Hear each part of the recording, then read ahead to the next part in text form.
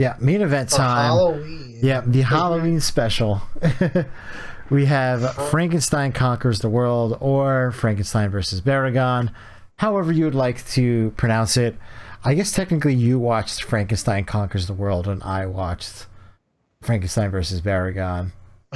it's funny because we were talking. We are like, oh, too bad. It's Halloween's coming up. We should do a Halloween movie, and we couldn't think of anything. And then I'm like, wait a minute. Like after we had like kind of, I don't even know. We were like, oh, maybe we'll just do like Rodan. I think Rodan that or was what we were something. going to do. Because we're like, oh, Thanksgiving's coming up. It's like a bird. Yeah.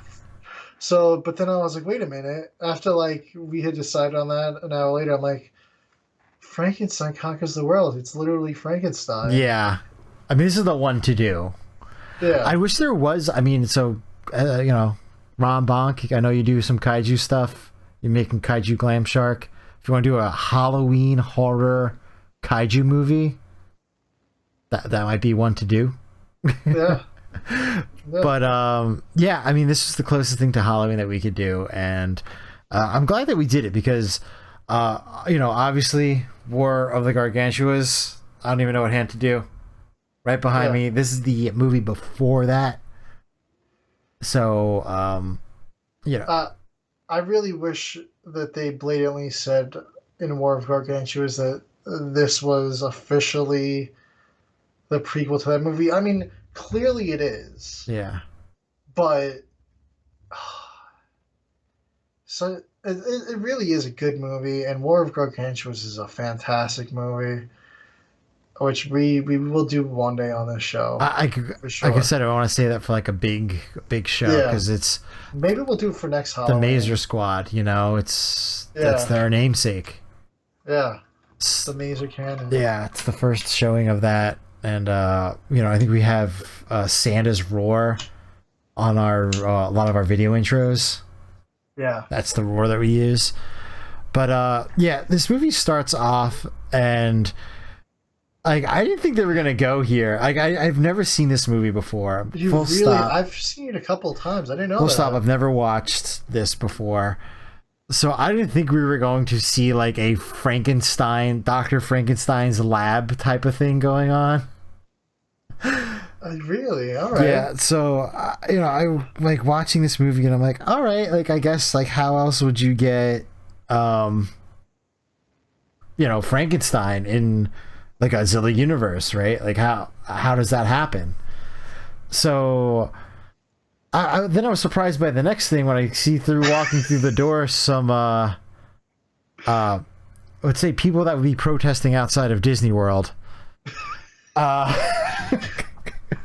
They come marching through and they take possession of this beating heart. It was German. Yeah, they're just Germany. This is during World War II. World War II, we're talking. World War II Germany. Those people. Please, YouTube, don't take this video down. So they come in through the door. They seize possession of this heart from this, like, I don't know, Mr. Noodle looking guy. Yeah, he was a very goofy German son. He even like has like a spastic like anger flip out as like closing the door. He just begins smacking his speakers and Bunsen burners. So there's no dialogue during this, and I'm assuming it's because it was all white actors and they didn't know what to have them say. Maybe they didn't want to do German. I don't know what it was. So I just assumed that they probably were just no lines, no dialogue. Just you will see it and we will explain what happened when we get to Japanese actors. Yeah. But yeah, pretty kind of funny scene because it's so over the top. Yeah. The German submarine then meets up with a Japanese submarine in the middle of the ocean. They deliver the heart to the other submarine, and then as soon as they like undock from each other, German submarine is bombed and destroyed. So then the Japanese submarine's heading back to Japan, and they're like, oh, it's a still beating heart from Frankenstein. Yeah, they tell the captain at the time, who we see later on, Mr. Kawai, that it's Frankenstein's heart, and they're like, have you ever heard the story of Frankenstein? And he's like, yeah.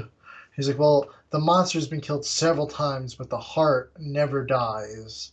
And we want to figure out ways to grow human body parts and organs from this so we could cure things and do this and that with it. And he's like, all right, cool. And he leaves, and this hospital is in Hiroshima, Japan. So, and this is a very famous building because it still stands after the bomb was dropped. So it's like whenever you see like a picture of Hiroshima, this hospital is still in like, it's not intact, but like the main structure is still kind of standing. Yeah. And they use it often a lot as like a like, hey, like we're still going type of thing. But I did not think they were going there. When the second I saw the building, I was like, are they gonna do a Hiroshima bombing storyline? And they went there. Well, and this movie was released for the 20th anniversary. Which is just crazy to me. On the 20th anniversary of it. So I watched this movie with my wife, and she was like, could you imagine, like, the balls to do something like... She's like, could you imagine if they did a 9/11 kaiju movie? Like we're celebrating the 20th anniversary. Like awful. I get what you're saying. Yeah. I know they view it very differently, and they're like, it's like a, hey, like we're in this together, we're strong type of thing. Yeah. But like, oh my gosh, a movie like this would never get made. I know people say that about everything these days, but I really don't see this movie ever being made. Yeah. I would love to see Frankenstein come back though, and I didn't write in the notes, but I'm like, hey, -1, if you want to like plant a seed or give us an Easter egg or something, I'm down. That would be a pretty cool one if they did do I'm pretty sure Frankenstein's like a public domain character. It is now. I don't think that they need to license it from anybody. Hey, Del Toro's doing a Frankenstein movie. Do a Toho Frankenstein movie. Can you imagine if he's like, you know what, we're gonna make it a kaiju Frankenstein? Yeah. They got what's his name? Andrew Garfield as Dr. Frankenstein. I could see him doing a good job. Oscar Isaac is Frankenstein. I would love to see that. So Spider-Man is making Moon Knight Frankenstein. Yeah. So we get a 15-year jump ahead, and we see a Dr. James Bowen. He's seeing patients in a radiation clinic for people that are suffering from radiation sickness, and it's just really not going very well. They really haven't really developed any type of treatment or anything. One of his patients dies, and is gonna die. Yeah. It is gonna die in the next scene. And it's really weird that they never touched back on that patient too. I think there was like a year jump between like him having dinner with Dr. Suko, and then when they go to like the beach part, I think a year has passed since then, because they're like, oh, it's the anniversary of that patient's death. So there was a bit of a time jump. I didn't even realize that. That was like a quick miss it. So maybe in the English version they don't mention it. I don't know. But in the Japanese version they do. But like, it's really weird because so let's just wind it back. There's stories of this. I forget the word that they use, but basically it's a word that means homeless or abandoned child. At least that's what they use in the Japanese. Yes. I was like it was a word I haven't heard before. I'll look it up, but they keep referring to this person as that, and they like chase him off, and they're like, oh, he's crazy, and he gets hit by a car outside their apartment, and they just like throw a loaf of bread at him. Yeah, like I thought that scene was so weird. Like I thought that they were gonna go down and help him. Hey, and he's like, stay away from him, and then they're like, no, I want to help him. And I thought she was actually gonna go downstairs, but instead she's like, here, and she like throws like a piece of bread from the second floor of her apartment was like, "Yeah, enjoy that piece of bread," and then he yeah, that was an odd scene. There was a couple of really odd scenes here. But basically, he's just like this, like, they like, consider him like a wild, like, savage boy that's living out in the wild. Yeah. And they think he's killing all the small animals in town, dogs, rabbits. We see a scene. It's kind of weird. It's just. So it's a waif, WAIF. That was the word that they used. And apparently that's like a pretty common word. So it's like, that's what they used to have, I guess, was just like, after the war, they would have these children. So they call them waifs. So everyone's like chasing him away, and they're like, oh, this mentally deranged waif is going around like killing animals in schools and leaving the bodies there. Yeah, he left like a dismembered rabbit in a school because he was eating a rabbit. So at least in the Japanese storyline, a year passes. They all know about this waif that's running around killing animals and dogs and stuff and got hit by a car. Nobody does anything? Nobody's looking for this kid that's abandoned? Yeah. So they find him at the beach, and they find him because it's a crowd of kids trying to, like, throw rocks at him and stuff, and he runs into a cave to hide. And, like, everybody's chasing him up into this cave. Yeah, they're, like, chasing him up, like, this cliff. And then, like, they get to the cave, and, like, the police officer's like, stand back, it could be dangerous. And they're like, oh, it looks like he's hurt. And they're just like, don't worry about it. we're gonna take care of this waif. I'm like, that doesn't sound foreboding at all. So they're like still kind of like not like there to super help this kid. But then they like find out like, oh, like something's off about him. Like we've heard stories about he's deformed, he can't talk.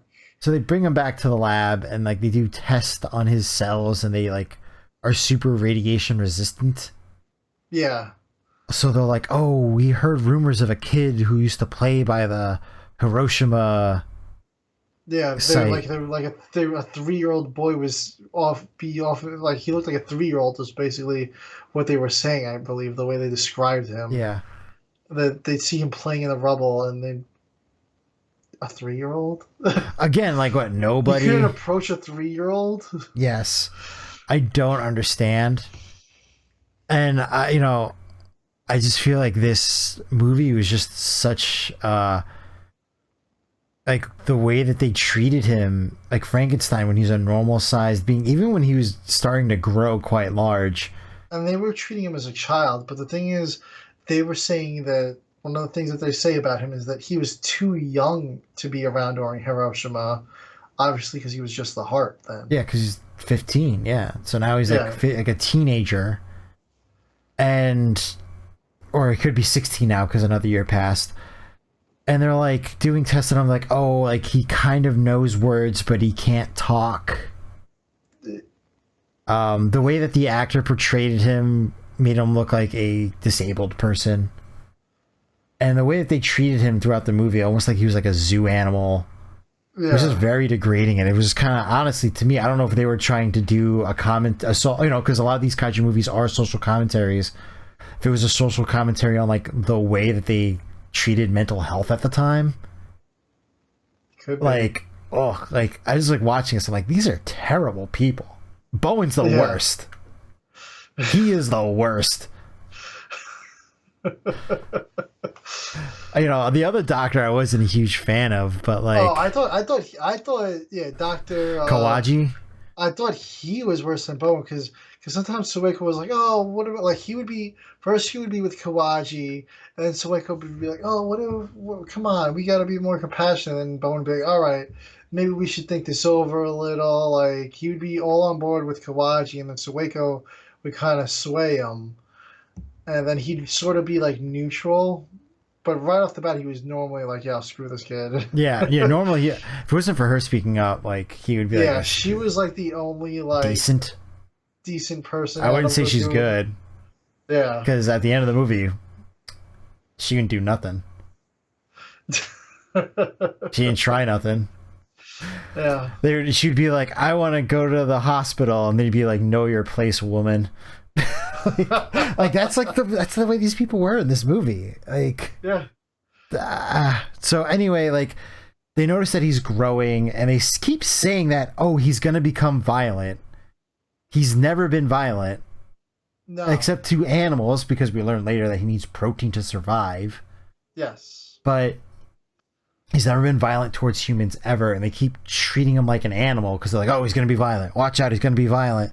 Like there's one point where like you think that he's like kind of ogling Seiko, but he's really just looking at her necklace.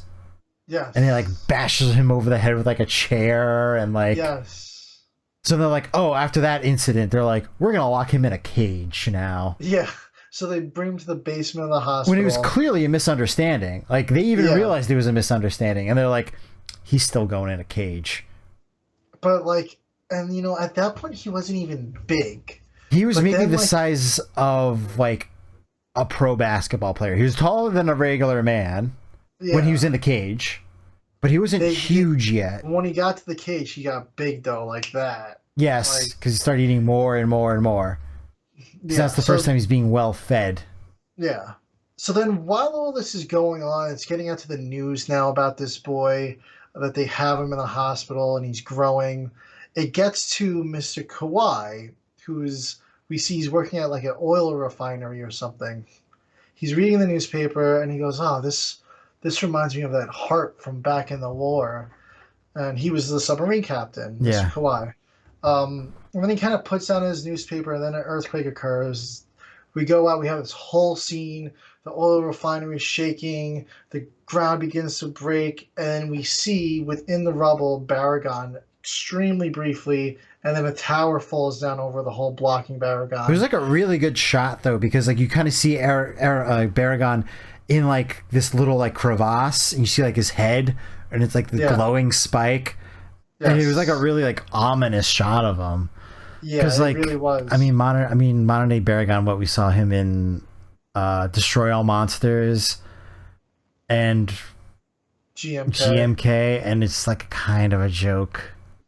Yeah, it's like a doggo. Yeah, so this is like the first time you actually see him as like a valid threat to something. Baragon's awesome in this movie. Yes, I think this is the best. Honestly, I think it's the best appearance. The GMK one was good, because I'm not going to take away from that. But like the fighting in this was like off the charts. Yeah, I wasn't expecting to see that in a Showa movie. Yeah.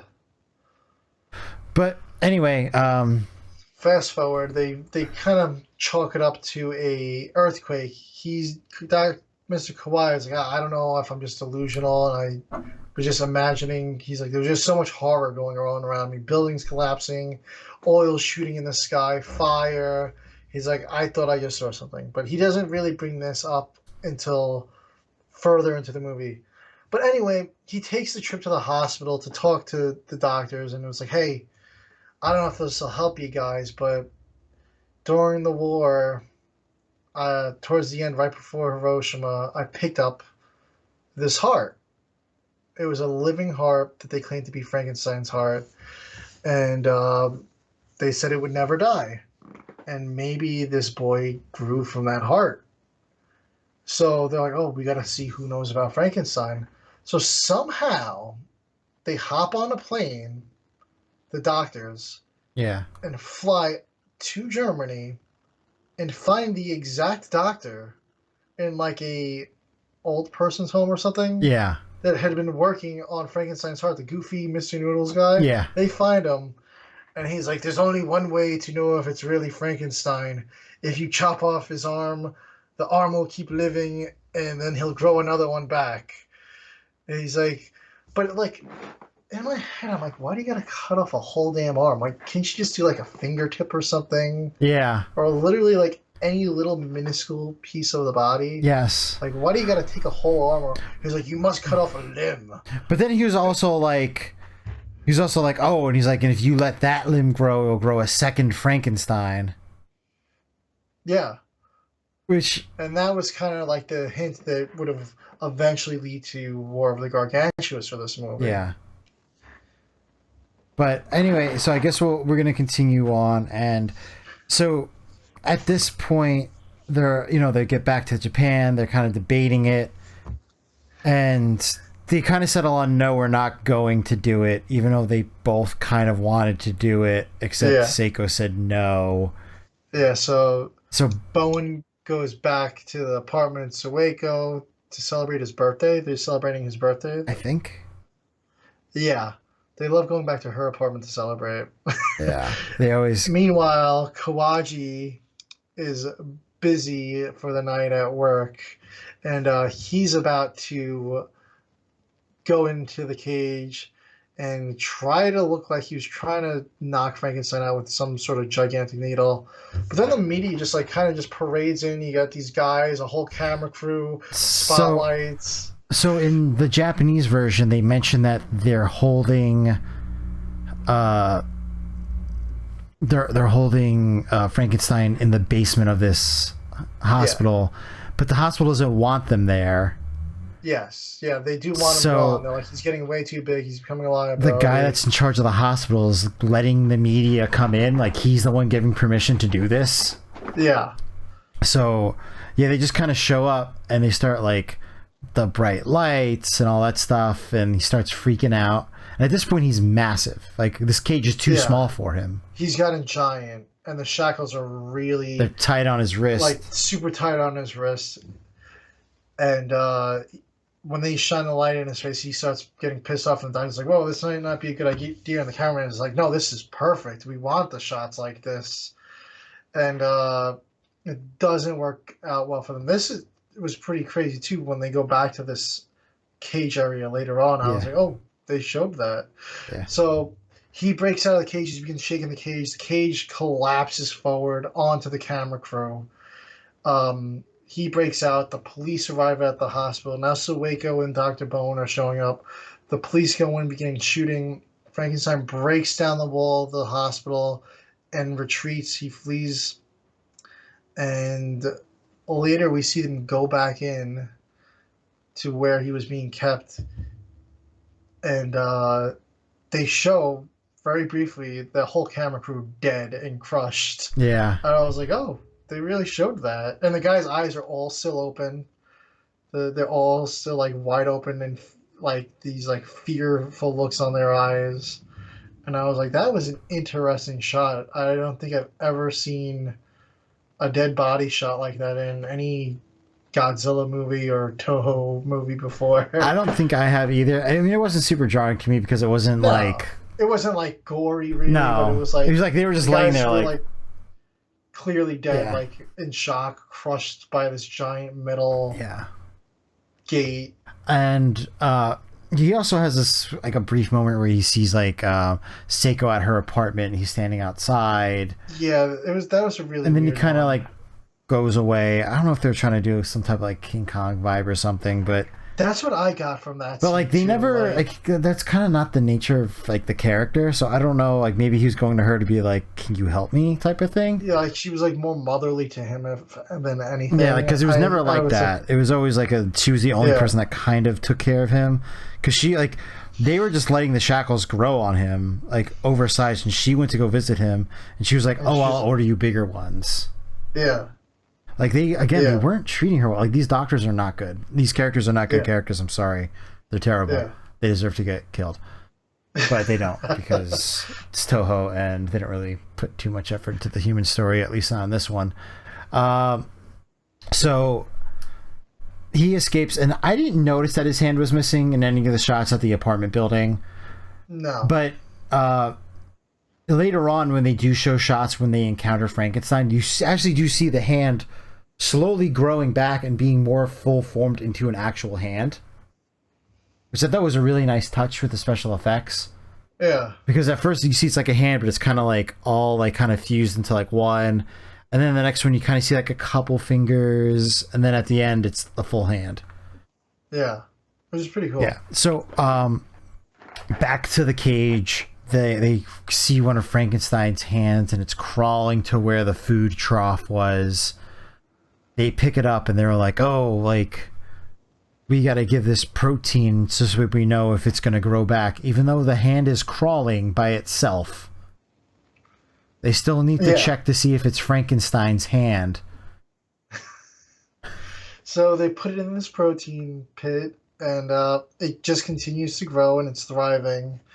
And they kind of leave the hospital, come back the next day, it's missing, and it had crawled away into a vent. And did it die at that point? It died because it didn't have enough food. Yeah, it was out of protein, and they're like, oh, so. But basically, what they discovered is the larger it became, the more protein it needed.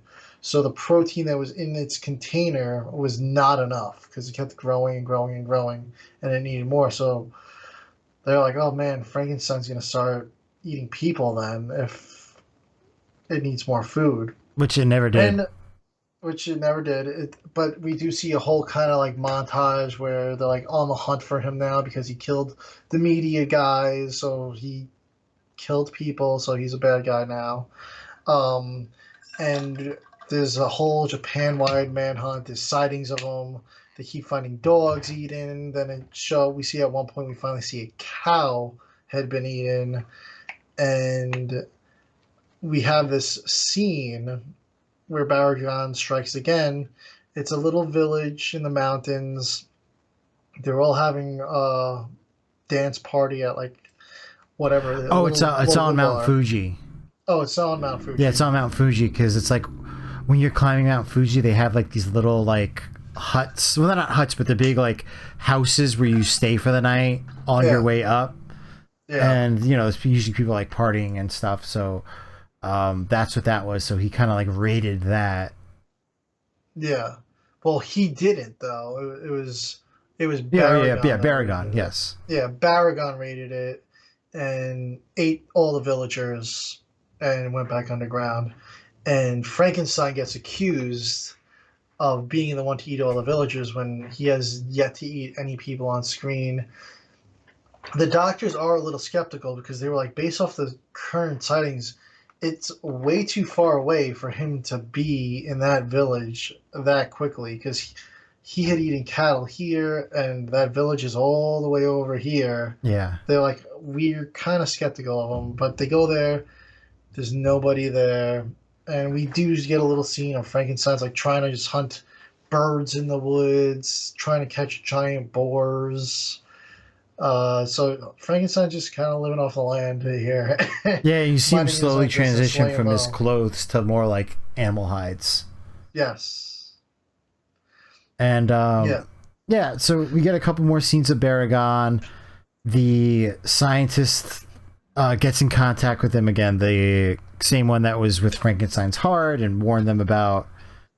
And he's like, hey, like, you know, like, I think I might have seen something. Like, I think that I agree with your hypothesis that there might be a second monster. Yeah. And this is when he retells the whole oil refinery story where he saw Baragon, but he thought he was seeing things. But he's like, you know what? Maybe there really is something underground. So they start going around to all these members in the community because the doctors, at this point, they are kind of trying to prove Frankenstein's innocence on this one here. Yeah. They're going around to all these members in the community trying to throw out the hypothesis. He says, oh, you know, during I forgot what prehistoric era, he's like, you know, all these creatures apparently roam the earth. A lot of them disappeared. He's like, because of the global climate change and everything. He's like, what if they burrowed underground and hibernated under there for years and maybe one came back up now and is attacking the village? And they're like, oh, you know, that is a good theory, but I don't think so. No, not a chance. Slim to none. And then we see this whole, like, what was that? It was like a mining town or whatever near Mount Fuji. Yeah. And there's this whole crew, they, like, go into the cave. They see the light from Baragon's horn. They're like, what is that thing?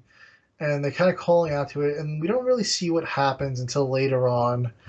But Mr. Kawhi's going around, and the doctors are like, they're suspecting Frankenstein in the mountains in this other area, not where that village attack was. They've been dropping food And Frankenstein is collecting the food, but they just haven't found him, which to me sounds insane. I'm like, at this point, Frankenstein's Yeah, huge. How do you not see this giant thing walking through the woods? Uh, and then they literally drop food, and then he like comes out as they're flying away. It's like, you telling me you didn't look back at that food, or even just hang out around the food? Like, they're like, oh, all right, we dropped the food, we're good, let's go. Like, why didn't you scope out the food for like yeah, because isn't that the whole maybe point? maybe even like 10 minutes would be cool if you didn't even want to hang out. Like they're like, oh, we drop it, let's go.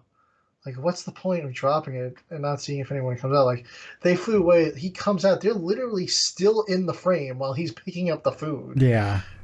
And they're like, yeah, we didn't see anything. Yeah. And then I feel like this movie kind of just ends. The ending is rather abrupt. Uh, I feel that way with a lot of Toho movies. So, like, I feel like they start with, like, a solid story, and then they're like, wait, we're telling too much story. We gotta close this thing off. We're running out of time so they're walking in the woods. They're trying to find Frankenstein, and then Dr. Kawaji's just like, when I find Frankenstein, I'm gonna kill him because everybody else is gonna kill him anyway, and at least we can get his heart and use his cells. And then like Bowen just kind of just like, okay, I guess. Like, But, yeah. like he's like kind of like not with it, but just kind of just like not against it. He's like, yeah, I guess you're right. And But so like they like walk into Frankenstein, and then Baragon's there. no. Oh, I thought it was the other way around. Or yeah, like one or the other. Oh yeah. So, No, it is Baragon, and then Frankenstein comes in for the save. I'm sorry. So yeah, so what happens is Kawaji's like, oh yeah, I made all these bombs to kill him. It's like he's like, I'm ready to go. He's like, I'm raring. You know, I thought like, he was gonna have like a character moment, like when he was like, "Hey, I gotta say something."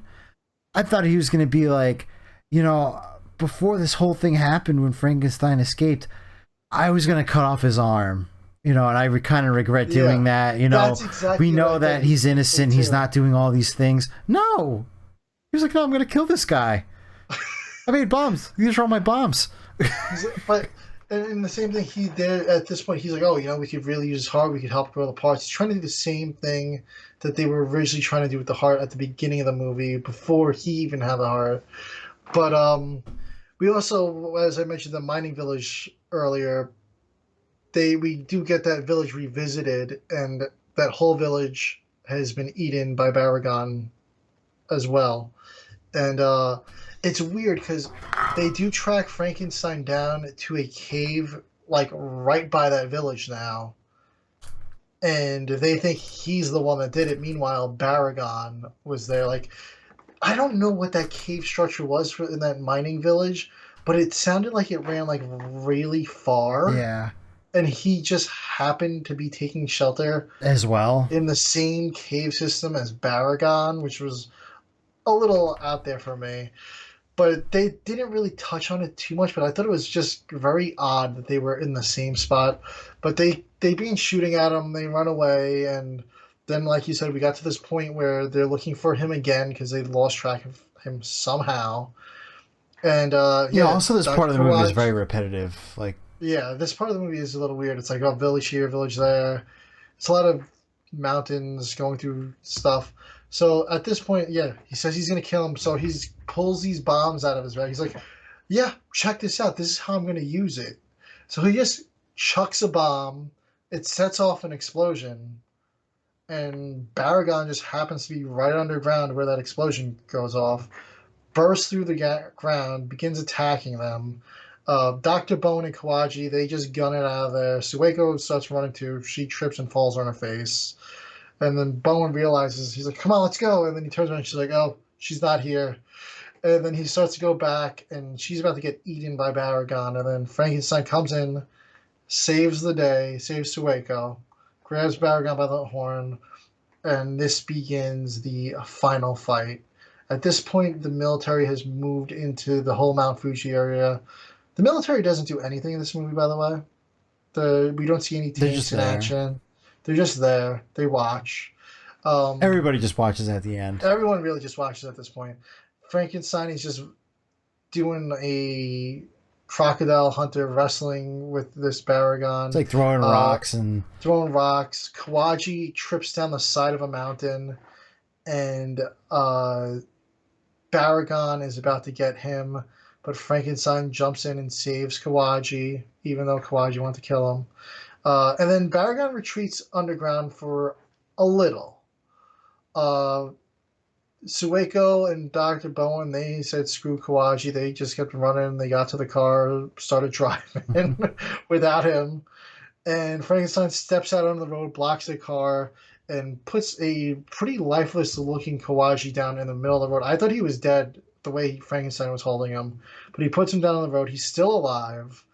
They load him in the back of the car. They drive away. They're like, it hasn't been Frankenstein that's been killing everyone. There is another monster. And Baragon resurfaces again, and then they begin fighting again. And now this is the final battle. They just begin fighting out. At one point, Frankenstein goes to his cave where he had a fire. Because a lot of this fight is Frankenstein, I don't know what the method is. We'll call it kiting, like you do in an RPG.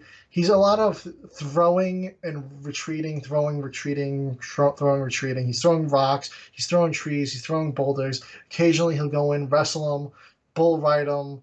It's a pretty run and gun fight that they have. Yeah, but Baragon's like bouncing all over the place though, like all these crazy beeps and stuff. All over the place, doing his atomic blast. He's got a red radiation ray that he shoots at Frankenstein. Frankenstein absorbs it perfectly fine though, but it still hurts.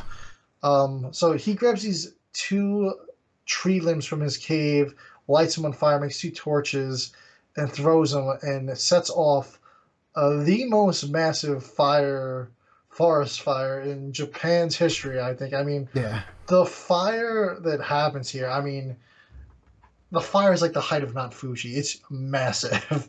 Yeah. These 2 monsters are fighting, and there's just fire everywhere. Except for where the people are.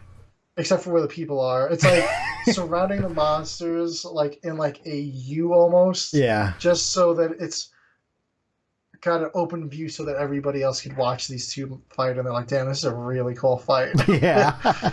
And they literally like do nothing to help Frankenstein in this fight at all. They like barely even say anything. They just watch. Yeah. And it's a pretty cool fight. They wrestle, and Frankenstein almost like King Kong's Baragon at one point. It looks like he's gonna pull the mouth open and break the jaw. He doesn't do it though. He ends up doing almost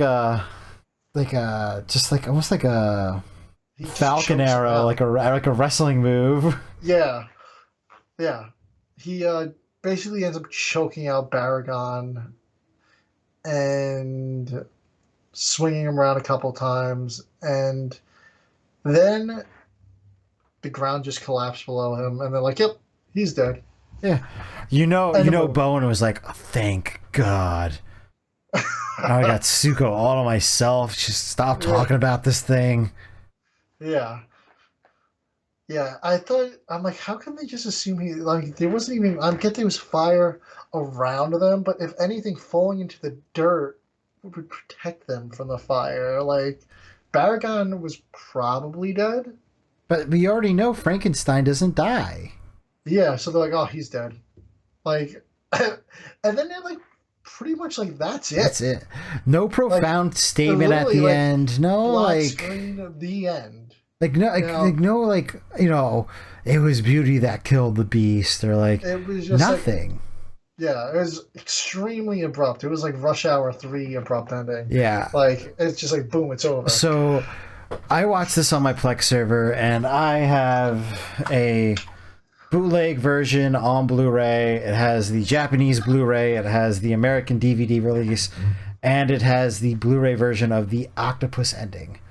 So I accidentally loaded the octopus ending when I first watched it, and then I'm watching it and I'm like, I kind of remember him, like, from the clips that I've seen, like, he falls into the ground. Why is he walking towards the water? And then a giant octopus flies out and drags him in, and he drowns to death. And then it kind of just ends there too. So obviously backed out and went into the proper ending. And then it's just like they just add an extra minute of octopus. Like, so Udaku makes another appearance and takes down the lead monster. Just like in Here There Be Dragons. Monster. So Godzilla defeated Ebra. Udaku jumped in for the finisher on the main guy and did it again here. Yeah. So when I didn't realize that that's how the octopus ending was, and I'm like, so Here There Be Dragons, issue 4, did a Frankenstein Conquers the Earth alternate ending reference. I know, right? And like, we just completely unplanned set this up. It really was. I was like, damn, I did not know that that's what the octopus ending was. Like, I was like, oh, there's this octopus fight. I've always seen it brought up about this movie. I've never actually seen it. And it's funny that they accidentally did air the octopus ending once in Japan. Yeah. Like, the company that was showing it on TV just had the wrong tape. Somehow got given the wrong tape, and people were like so like confused by it when it aired on TV. They're like, what they were like, that's not the ending. That's not what we saw in the movie theater. Yeah. So the story behind this ending is they shot the movie, they sent it to America because this is at the age when Toho was kind of co-producing these movies for an American audience. It's 11 years after Godzilla. They saw what the success of importing that movie was. So they're like, oh, like, let's co-produce it. That's why Dr. Bowen is there, and it's he's the G-Man, you know? It's saying, this is why they wanted the octopus. Yeah. Because they loved the octopus scene in King Kong versus Godzilla. So they were just like... So they're like, we want that again. Yeah, just throw an octopus in there. And they're like, but we already shot the movie. Like, we'd have to get everybody back for the octopus scene. And they did. Yes. So they spent a bunch of money. They reshot this octopus scene, sent it back to America. You know what? The octopus just kind of comes out of nowhere. You know, it doesn't really make sense for the story. It's like they were like, can you just shoehorn an octopus in there for us? Yeah, and they were protesting. They were like, no, we're not doing this. And they're like, hey, we're putting up the money for this. You have to do this. Yeah. We you know, this is a co-production. Yeah. We want an octopus ending. And then they ended up hating the octopus ending. They didn't use it. But what I still haven't seen the octopus ending. How did you feel about the octopus ending versus the regular ending? Did it really make a difference, or it was just kind of like... It was random as hell, but so was the ending of this movie. It really is. It's a very abrupt ending. So the ending is, you know, with the octopus ending, it's to the point where he's like sticks his hands up, and that's when he goes into the... So the octopus ending, he sticks his hands up, turns, walks towards the water, and then an octopus comes out and drags him into the water. It's like almost like he walked into like a spider's web or something. He's walking, then all of a sudden, just octopus on the face.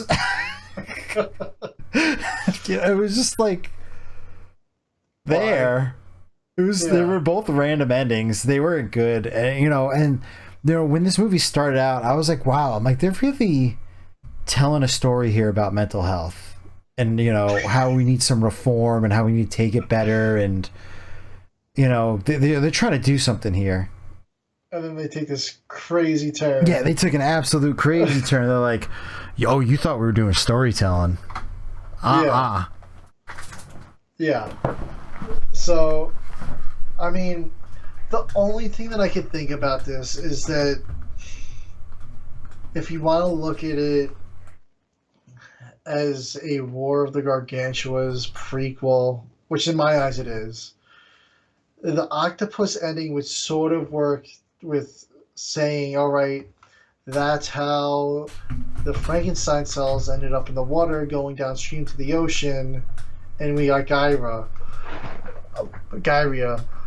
But, I mean, it could just, you know, Frankenstein was in the mountains all this time. He could have had pieces break off. The fight with Baragon, body parts could have flew everywhere. Could have got crushed by the earth going in or something. Yeah. I I don't really know. wish they would have acknowledged War of the Gargantua as a legit prequel to this movie. It is a. I really enjoy Frankenstein Conquers the World. I think it's a great movie. I think it really is a great setup to War of the Gargantuas. Yeah, I Um, feel the same way too. It's like I like this movie. I don't it's like the not human perfect. characters. I Yeah, feel like they don't have any development whatsoever for the human characters. no, They're kind of just there, yeah. and then it just kind of ends. It's almost like they had. It's an extremely abrupt ending. It's almost Yeah, like they had like 75% of the idea, and they were just yeah, like, we don't really know what else to yeah. do. Like, it's kind of ended. Like they could have like had like like said like the beauty that kills.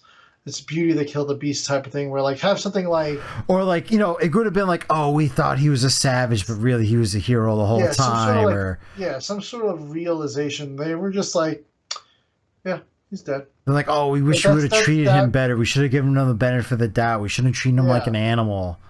yeah Like, oh, look at this compassion that he's showing us. yeah But you didn't get any of that, yeah. really. And I thought that's where they were going. I mean, they were like, yeah, it wasn't him. There's another monster. But then they like don't like. They're still going to kill him with a They still bomb. don't really acknowledge it. Then they're like, yeah, he's dead. That's like all they got to say about. That's all they got. They had nothing on the topic. They had like no final nice words for him or anything. They're just like, yeah, there he is. He's dead. Like, well, that was weird. Yeah. See that hole just open up in the how? ground? Like there's literally you saw where he went. He has an undying heart. He's in the ground. You're telling me How far you have down the could whole he have gone? exactly. 20 There's a feet? the whole military's there. You telling me you can't get the excavation crew to dig that crap They up? don't have like mining in They Japan. literally were in like a mining village. Yeah, they were. Like I get the ground collapsed because Baragon's been digging all these holes underground. Sure. How far? How far down did they go? Like it is a very Frustrating very odd ending. It's very frustrating, Yeah. honestly. I think we kind of like joked earlier, like, oh, they should do like a remake or -1. They should do a reference, but I Yeah. kind of wish they would. I kind of just redeem Yeah. this. Yeah. It's a really good movie. Yeah, It's got flaws for sure. it definitely does. But I think this is probably my third or fourth time seeing it. I would like to see this redone proper. Yeah. Yeah. Put a lot of real these story movies. behind it. Yeah. Absolutely. It had all the workings for it. It really did.